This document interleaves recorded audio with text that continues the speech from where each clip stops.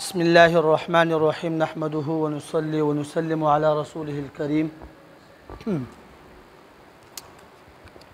سبق نمبر 14 سکون.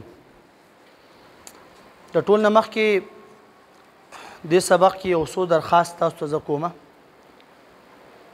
دا د قاعدې هغه مین سبق دی چې دلته کې د ماشوم حرفونه 100% برابرول صحیح کول هغه په استاد باندې انتهایی لازم دي. دا به یاد ساتئ.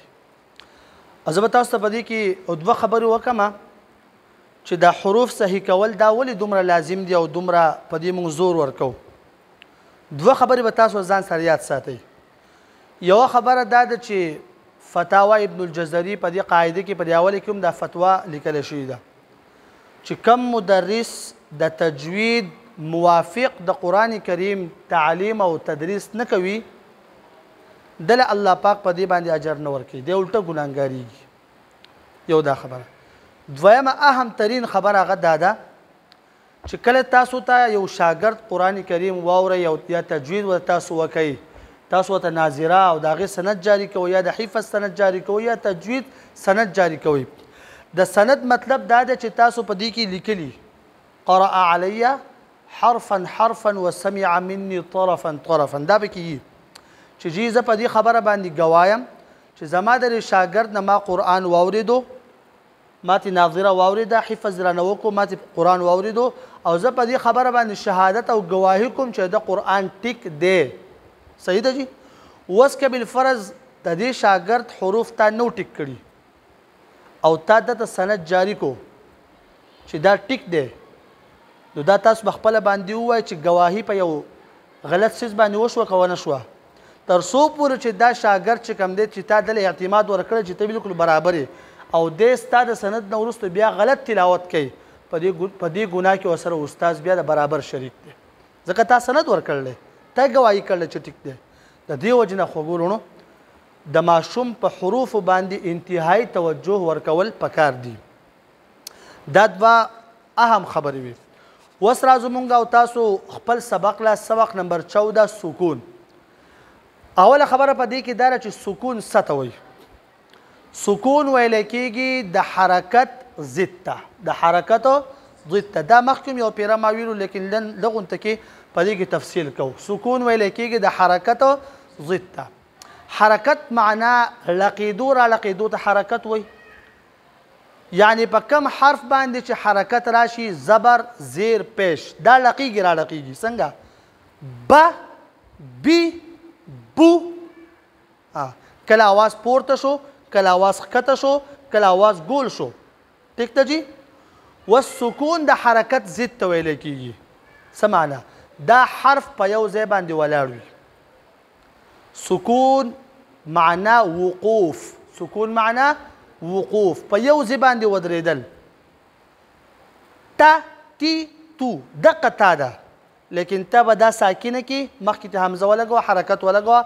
ات ات اوت مخکې زبر راځي هم تا په خپل ځای باندې مضبوطه، مخکې زیر هم، مخکې پیش هم. وقوف باندې پوه شو. سکون معنا وقوف، په ځای باندې حرف ولاړ وي، ساکن حرف په ځای باندې ولاړ وي، لقیږي را لقیږي. نو دویمه خبره تاسو دا یاد ساتئ چې دې سکون ته جزم هم ویلی کېږي. سکون ته جزم هم ویلی کېږي. اوس جزم نورې معنی هم دی خو یوه معنی د جزم ده کټ کول. څه معنی؟ کټ کول، کاټ نه. ټیک شو؟ اوس چې په یو حرف باندې جزم او سکون راغی نو دې ته مجزوم حرف یعنی جزم والا حرف ځکه ویلی کېږي چې دا حرف چې کله ساکن وي د دې حرف آواز د وروستوني حرف نه کټ وي. لکه مثال په طور باندې ونحر وی تبت یدا وی آواز منقطع او کټ شي که نه شي؟ د ساکن حرف د وروستو حرف نه څه شي؟ آواز کټ شي. نو دا د دې وجه دا د سکون د ساکن کېدو او د مجزوم کېدو تاسو ته ما لغونته کې تفصیل هغه پیش کو. اوس په دې سبق کې د نورو سبقونو په شان انتهایی اهم هدایت دي. دا به د لیکلو وي او دا به د یادولو خبرې. یو دا ده چې په دې سبق کې د اخیره پورې د تنبیدو حروف په دې مفرداتو کې شته. دا تاسو کله پړاوهی د تنبیدو حروف په جدا کوي. هغه دا دي قاف، طا، با، جیم، دال. پکار داره چې ماشوم ته د تنبیدو حرفونو باندې جدا په تور پین باندې یو نښه وکړل شي چې بچه دا حرف به تنبیه مثلا با شوه وغیره. ټیک شو جی. دویم خبره په دې سبق کې چې کوم دی داسې حروف دي چې هغه سخ ویلی کېږي.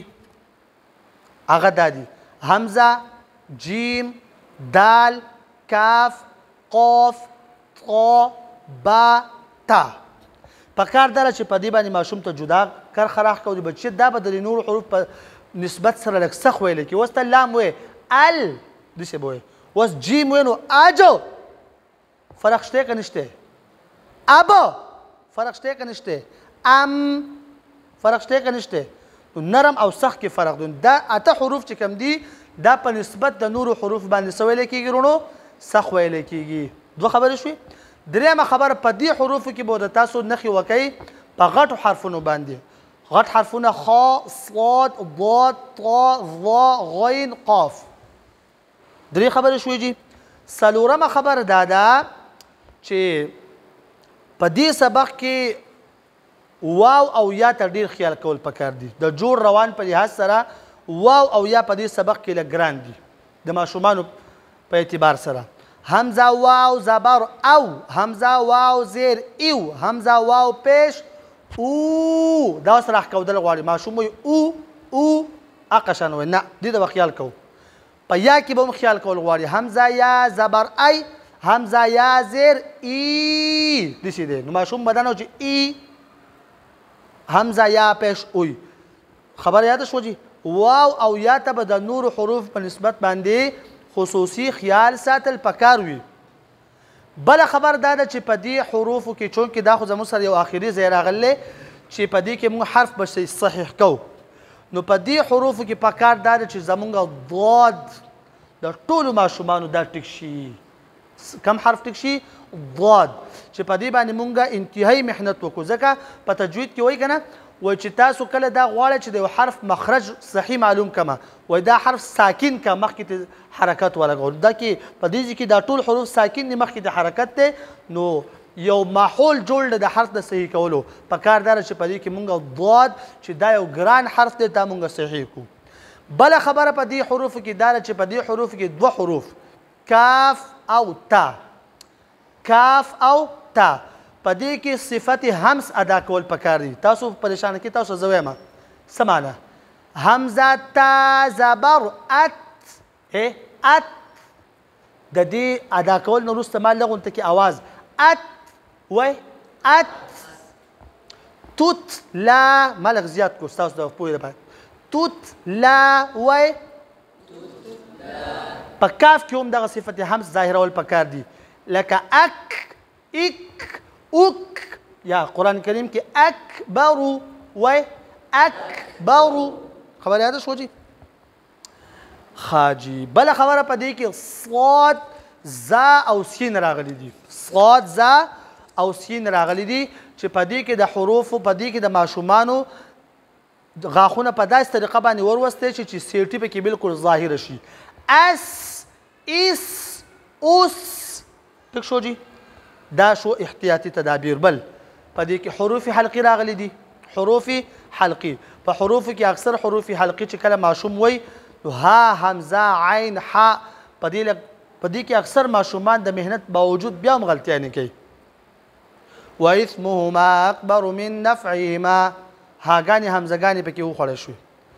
نو چې په دې باندې توجه وي ا ای او اه ای او ا ای او اح اح اوح اغ اغ اوغ اخ اخ اوخ. دا به کې ماشومان ته په جدا نښې ما څومره خبرې وکړې په کار دا چې په دې باندې ماشوم ته جدا جدا نښې ولګولی شي او ماشوم ته په دې سبق کې د دې خبرو چې کوم دی ډېر ضرورت دی چې هغه حل کړی شي ښه دا